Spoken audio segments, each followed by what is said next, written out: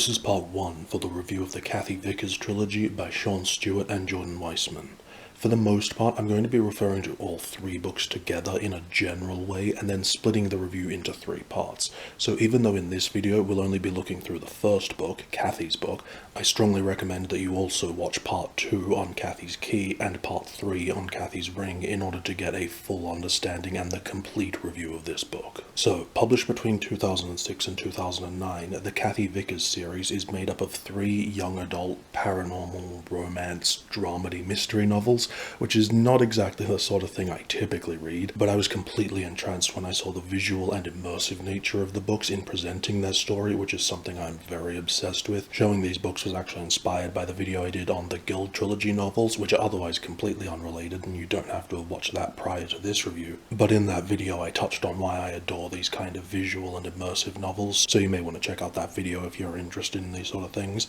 But these Cathy Vicker's books are written as diaries, much like a normal first-person novel, but along with each book we get a little packet of physical evidence related to the story, all sorts of documents that provide additional background or expand upon the story and characters, or other pieces of ephemera that are more just for fun, which may all seem like novelty, and it is, but it still makes for such a fun and immersive experience when in the story, say, Cathy mentions someone handing her a business card, and then you can physically hold and look at that very same business card. If that seems gimmicky, I don't care. All I know is it contributes to a brilliant, fun storytelling experience. That's what got me involved in a book, in a story, that I otherwise never would have picked up. But the books go even further than these physical documents by, say that business card had a phone number, email address, or website listed on it, it will be a real phone number you can call or a website you can visit, all set up for the book, where you can listen to the characters' voicemails or get email replies from them with additional information to explore. Now, the thing I want to establish and dispel straight away is in looking at other reviews and even some of the publicity stuff,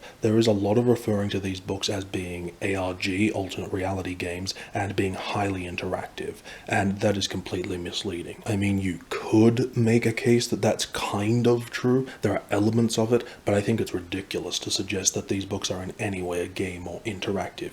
Yes, they are technically interactive in that you can physically interact with the evidence or call phone numbers and such, but the fact of the matter is it is still a very passive experience. It's more immersive than interactive. There's really no puzzles or detective works. There's a tiny bit of that in a few cases, but there's nothing subtle about it where you have to discover clever clues hidden in the evidence. And all of this, to me, is perfectly fine.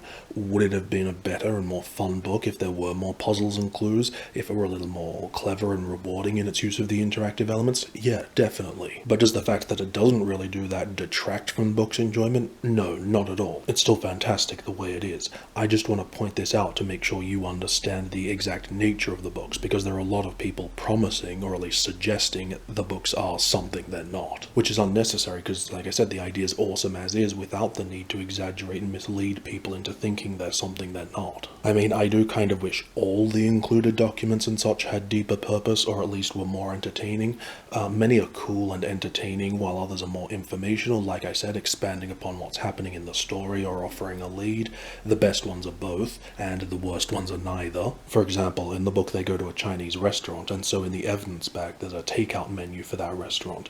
But that's literally all it is. There's nothing interesting to read on it. It doesn't tie in with anything else in the story or any of the other physical pieces. No phone number, no message written on it or anything. It's just a menu. And I mean, initially it's cool to find it and be like, hey, it's the restaurant from the story. There's that immediate delight and sense of immersion, but that very quickly fades once you realize it doesn't offer anything. There's nothing deeper to it than face value, and there's nothing entertaining or interesting about it as is. And I'm not saying every piece needs to have some deeper meaning or contribution. A lot of them are just fun or interesting to look at, and I think that's purpose enough to warrant inclusion. It's some of the other pieces, like this menu, that don't even offer that, and so are just boring and pointless inclusions. Because I read about everyone talking these books up as interactive or games, initially I was examining everything really closely, looking for clues or deeper meaning in things, or even just Easter eggs or something, until I realized that's not the kind of approach they've taken. Again, there's really not any subtlety to that sort of stuff in these books. The only things even approaching a sort of interactive game or puzzle to work out is a handful of very simple voicemail access codes. I mean, there very well could be stuff I was just too dumb or unobservant to notice, or, am I just expecting too much from books that are made for teenage girls? I don't know. But the menu is one of the worst, and there are a couple of other lackluster ones, but I'd say most of the physical pieces are well used in a way that genuinely adds to the experience, though, as I said, I do wish they all had a purpose to be included, were better integrated with the story, and or a little more entertaining.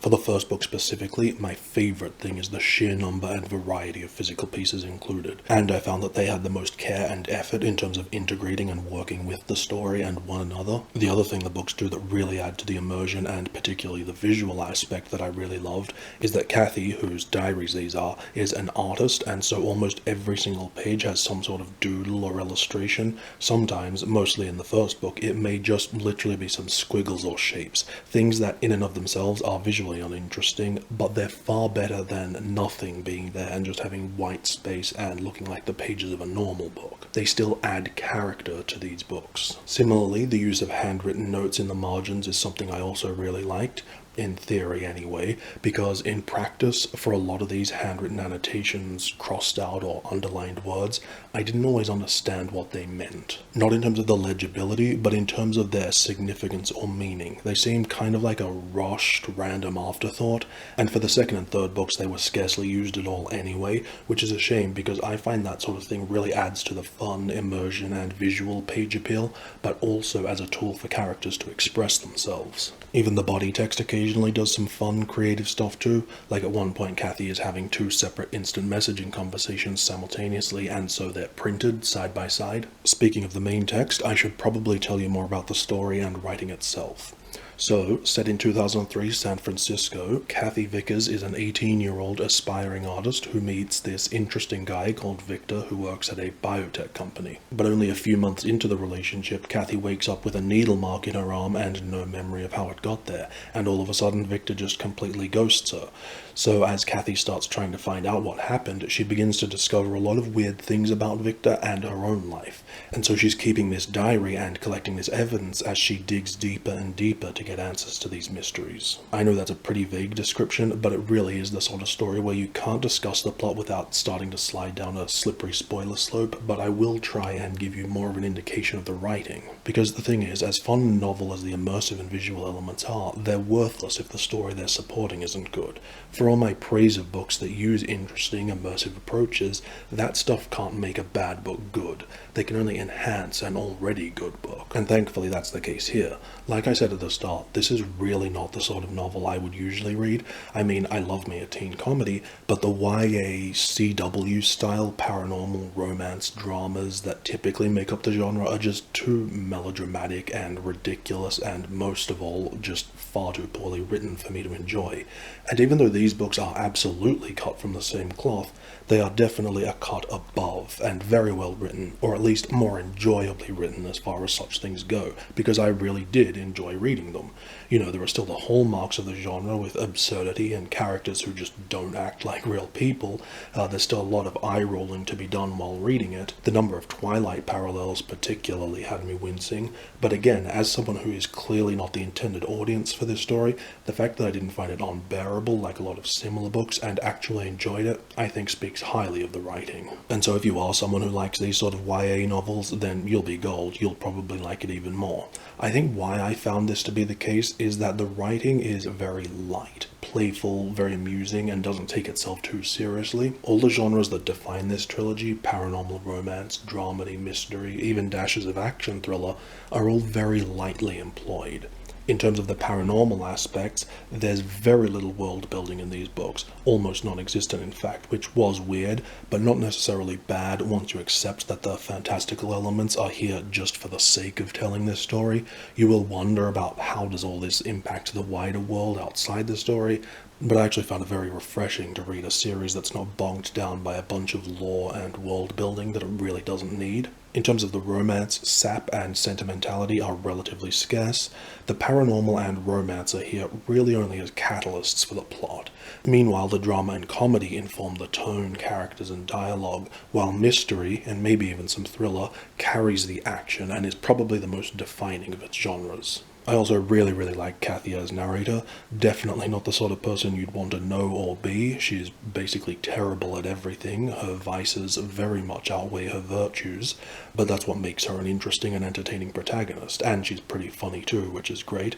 Each book is very short, almost like 3 novellas. That's not a criticism or anything, just a fact. I actually think the length and pace was really good and appropriate. There was enough to be satisfying while never dragging or overstaying its welcome, but that opinion will differ based on individual preferences. And with that, we conclude the good aspects of these books, so be sure to watch part 2 of this review, where we'll take a look through the second book, Cathy's Key, and cover the less than impressive things the series does. So if you've been excited by what I've set up so far, prepare to have that enthusiasm deflated, because that's exactly what it feels like to read these books.